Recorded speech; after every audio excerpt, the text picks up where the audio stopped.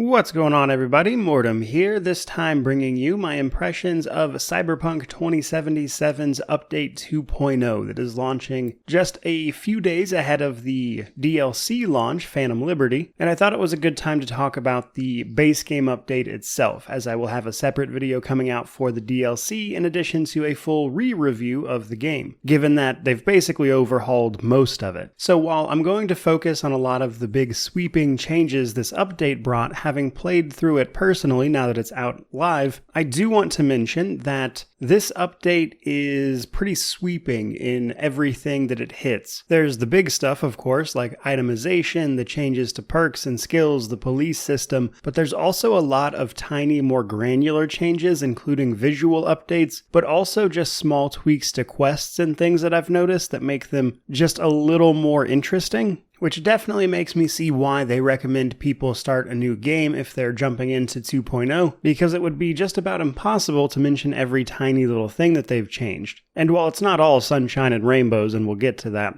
right away, this update is pretty massive in scope. But let's jump into the big changes and talk about them. So I would say the most immediate things you'll likely notice in terms of changes are the new police system, the new perks and skills, and the new itemization. The police system is very similar to Grand Theft Auto's wanted system now. If you commit crimes specifically against civilians, you'll gain a wanted level of 1 to 5 stars, which will enact the appropriate police response up to and including max tech, which are charged with taking care of cyber psychos, which at a 5-star wanted level you essentially are. However, outside of just that basic wanted system, the police themselves are now also present in the world. You can find them patrolling the streets, they're kind of everywhere to be honest. You can even find them engaging in combat with various gangs across the city. And it certainly feels a lot more appropriate than the sort of spawn-in system that they had previously, but this is still a little hit or miss. Sometimes when I'm fighting the various gangs of Night City, the nearby police will get involved, and then other times they won't. Sometimes they'll just stand there and watch, which feels a little bit awkward. So while it is a huge step in the right direction, I did notice that the way the individual patrolling officers act is a little inconsistent at times. But let's talk about the new perk and skills system. I'm a big fan of the changes they made here. Fundamentally, it works very similarly, however, they've made a ton of changes to the UI, the exact way things work, etc.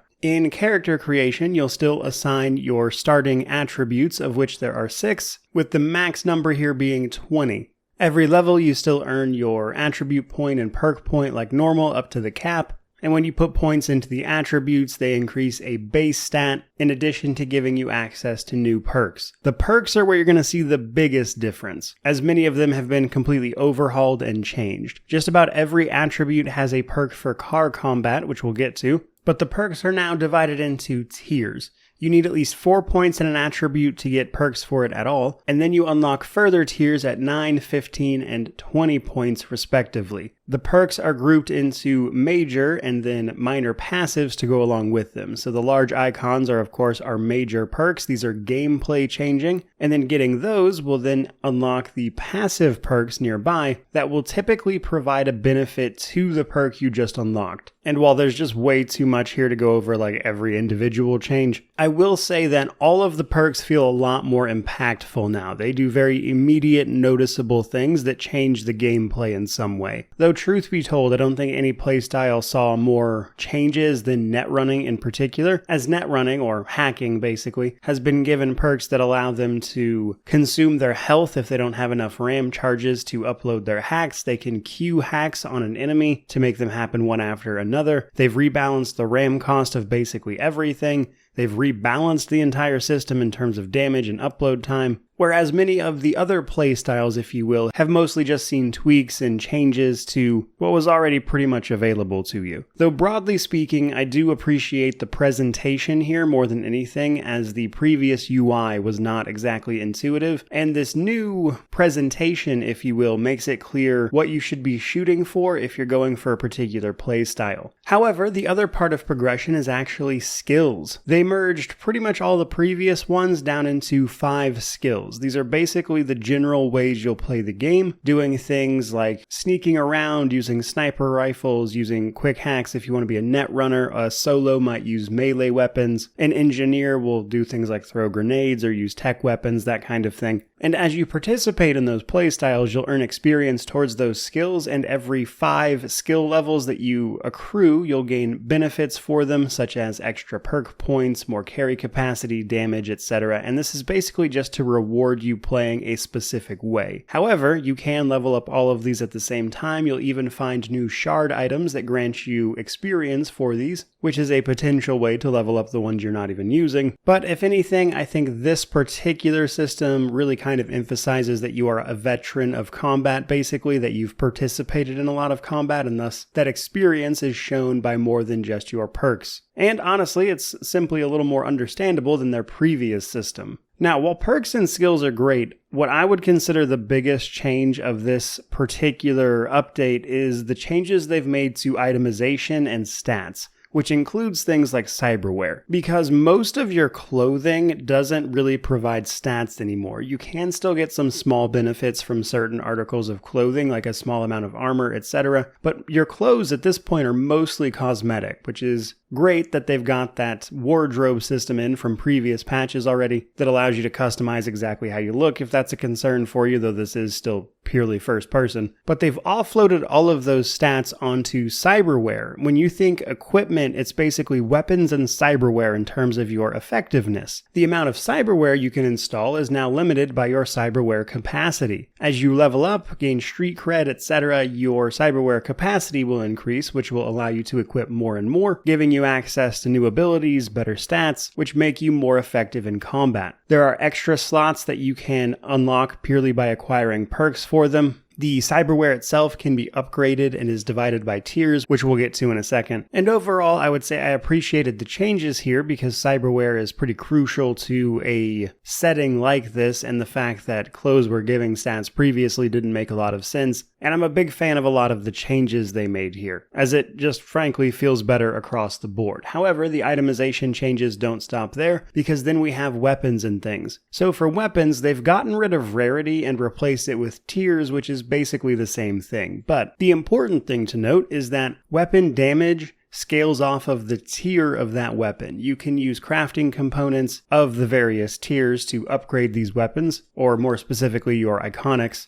that is to say special weapons, to keep certain weapons relevant for you and build around them. But basically every weapon you find is divided into one of 5 tiers, common to legendary, and the tier that they are in determines how much damage that weapon now deals. Weapons can still be modded and everything, but this is especially important when you learn about the changes they made to enemy scaling. All of the enemies in the city now scale appropriately to your level, as opposed to individual parts of the city as they were previously. However, depending on the enemy faction they belong to, they will still come in different tiers of difficulty, so there will still be plenty of enemies you'll probably just tear through. And while they've said this makes the game more difficult, I will say that I bumped the game up to hard right out of the gate this time, and it still hasn't posed a huge challenge. Now, to coincide with that, loot scales with your level. They also removed most of the excessive findable stuff, a lot of the miscellaneous items you could find and pick up that just didn't add anything to the game. And because of that, moving through some areas is a little easier now if you're actually looking for specific loot that's good. You don't have to sift through mountains of stuff that is useless, but there is still a lot of stuff to find. And speaking of combat and weapon changes, car combat is now very much so a thing. It's pretty straightforward. Basically just draw your weapon while you're driving and you'll be able to participate. Some cars will have weaponry equipped to them now that you can operate while you're driving, or you can just use your actual weapons to do so. For the most part, targeting in this combat mode will happen automatically, however you can manually aim still, but I haven't fully been able to dive into the possibilities of the car combat just yet, so I admit I can't speak on that one too much. much. So to sort of wrap this up and not ramble on for too long, I would say at a glance, just judging from everything I've played from Update 2.0, this overhaul really is sweeping and it makes a lot of fantastic changes that definitely make the game better. Not everything is perfect, mind you. I've still ran into a few minor bugs, a few NPCs floating, the new police system not really responding to anything happening around them in a couple cases.